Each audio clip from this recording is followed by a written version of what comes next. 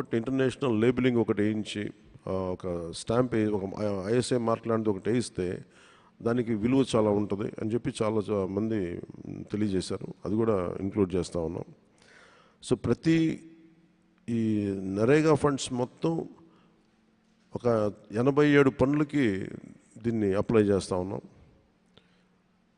ముఖ్యంగా forest trenches తవ్వటం, అలాగే కొన్నిసారి మూగజీవాలు అడవుల నుంచి బయటకు వచ్చేస్తుంటే నీటి సౌకర్యాలు లేక, అలాగే లోపల అడవుల్లో కూడా ఈ వాటర్ ట్రెంచెస్ తవ్వి ఊటబావులు లాంటివి క్రియేట్ చేసి వాటికి వాటర్ సోర్స్ క్రియేట్ చేయడం కూడా నరేగా పనుల్లో ఒకటి కీలకమైంది.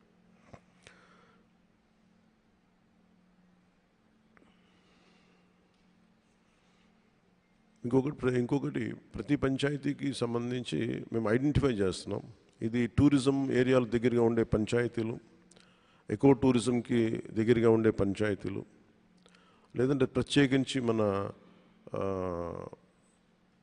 ఉప్పాడ మంగళగిరి లాంటి చోట ప్రత్యేకంగా మన చీరలు మన నేత పరిశ్రమలు ఉన్నాయి, దాన్ని ప్రత్యేకంగా విజిట్ చేసేలాగా.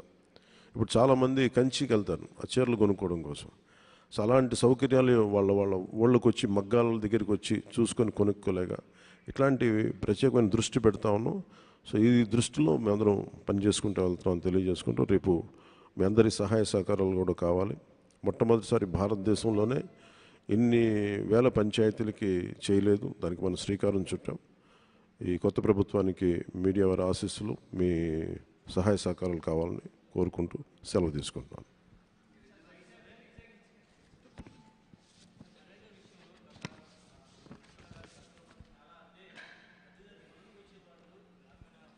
మళ్ళీ చెప్పండి సార్, మళ్ళీ చెప్పండి.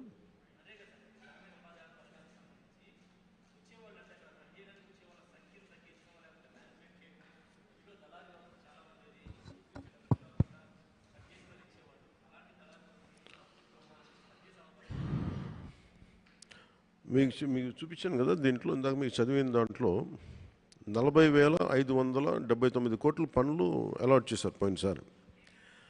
నేను రివ్యూస్ చేస్తున్నప్పుడు చాలా తప్పులు జరిగినాయి. ఉదాహరణకి పైప్ లైన్లు వేశారు.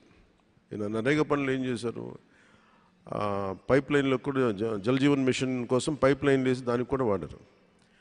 చివరికి చూస్తే పైప్ లైన్లు వేస్తున్నాయి కానీ వాటికి కనెక్టింగ్ సోర్స్ పాయింట్ లేదు, ఎక్కడికి ఇవ్వాలో తెలియదు, పైప్ లైన్లు అయితే వేస్తున్నాయి. అలాగే కొన్ని చోట్ల సర్పంచులు కూడా తెలియదు.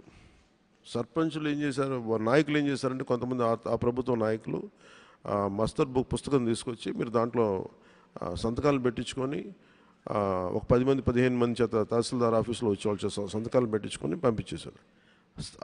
దారుణం ఏంటంటే సర్పంచులు కూడా తెలియదు ఏ పనులు దేనికి జరిగినాయని.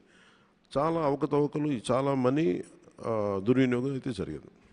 దానికి ఇప్పుడు ఏంటంటే మనకి సోషల్ ఆడిట్ చాలా బలహీనంగా పనిచేస్తుంది. మన రివ్యూ మీటింగ్లో కూడా మాట్లాడుతుంది, నిఘా విభాగానికి ఇంకొక నిఘా విభాగం పెట్టాల్సిన అవసరం వచ్చిందని.